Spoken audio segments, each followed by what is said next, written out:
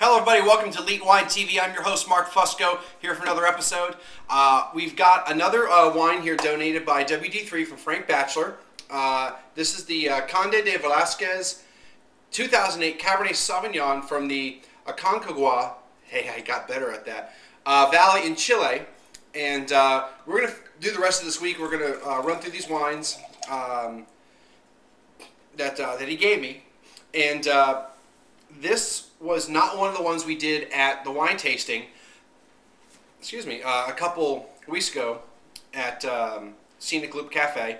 So I'm excited to try this one. We're also having steak tonight for dinner, so I decided to do this as today's episode. This is tomorrow's. Doing a couple today. I got a Twitter thing going on tomorrow at lunch, so it makes it easier if I record both of these today and I can just upload in the morning for tomorrow. But so let's check it out. Like I said before, the Aconcagua Valley produces, a bunch of different varietals. The big thing about Chile in general is that they didn't suffer from phylloxera, so that was a good thing because they have all the original rootstock. So let's check it out.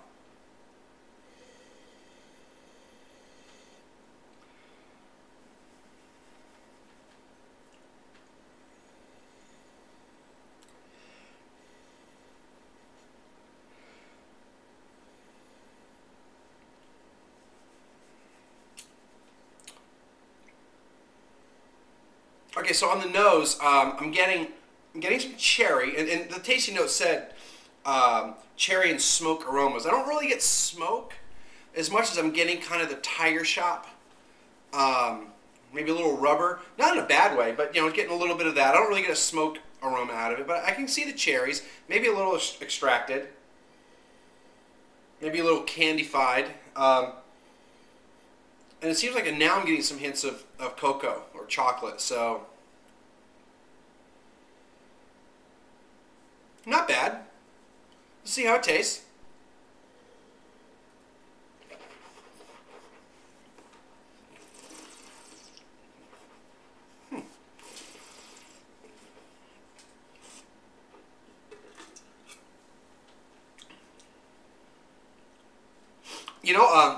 I'm getting the cherries. I'm getting that cherry flavor. Now I get the smokiness that they talk about. So I wouldn't call it strictly smoky. I would call it more of like a barbecue type feeling or flavor.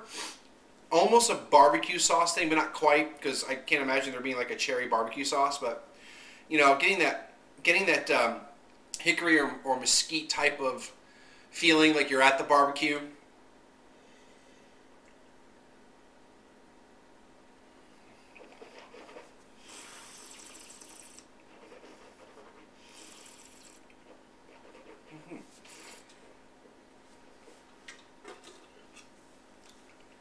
And I even get a little bit of pepper out of it, like almost jalapeno, which reminds me, and this is probably why I was thinking about this.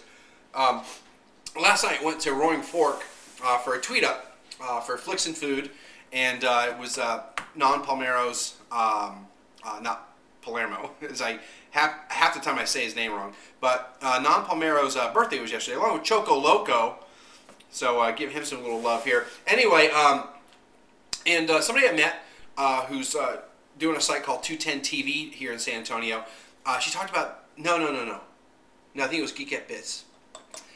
Who was it? Anyway, had talked to me about a jalapeno wine. Like wine made from jalapenos, I'm assuming. Jalapenos are fruits, kind of. Yeah, I mean, they're not vegetables. So they're supposed to figure out how to get me a bottle of that or how to find it. So that was really interesting. So like I said, I'm getting a little bit of almost like a jalapeno flavor.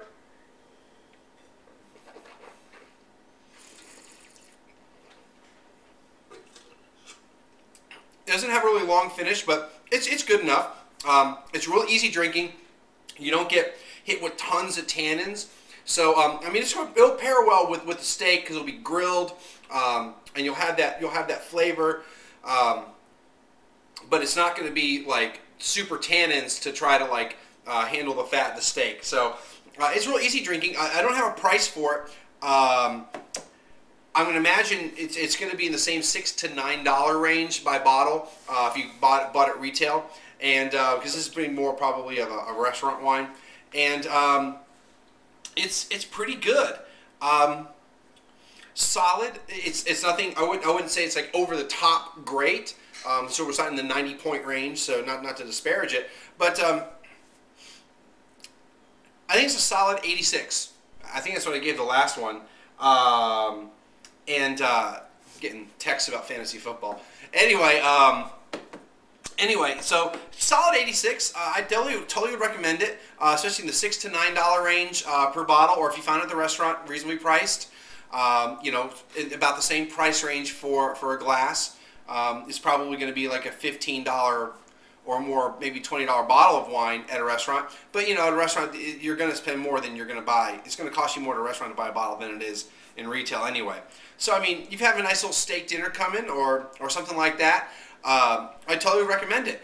And yeah, so what else? You know, as always, friend me up on the social links over here. Send me emails. Oh, I had a guy, one of my newest followers on 1337 Wine. He sent me a little reply this morning. He's from the Netherlands, and I'm looking up his tweet right now so I can tell you exactly what he said. But he seems to be new to Twitter because he doesn't have very many tweets. But anyway, his name is MVDV1981, and those are his initials from what I can tell, and I'm assuming he might be born in 1981, or 81 is a significant year for him. He's got this pimp car for a logo. I don't know if you can see it very well, but it's got a nice little pink car there. Not a little, it's a big car. Looks like a pink Cadillac. It's pretty pimp. Anyway, so he sent me this tweet. He goes, "What's with the name? Elite wines? Aren't those wines lame?" I'm assuming he's talking about wines that are this inexpensive. I'm trying not to use the word cheap. Now, there are some cheap wines, but we'll say inexpensive wines, so good value wines. And my reply to him was, I was like, you know, if I can find a spectacular wine, say a 90-pointer or better, that's $10 or less, I think that's pretty elite, don't you?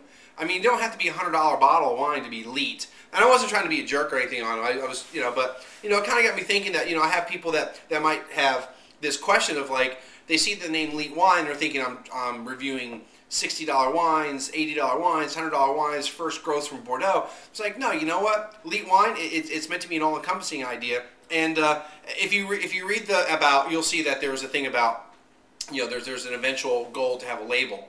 So, and the goal of that label is to produce 20 to, you know, wines in the $20 to $30 range that drink for twice the price. So anyway, that's years down the road if that ever happens. Really glad you guys joined in. Make sure you friend me up. Make sure you let your friends know. Getting a good amount of views, and I really appreciate it. We'll see you again next time.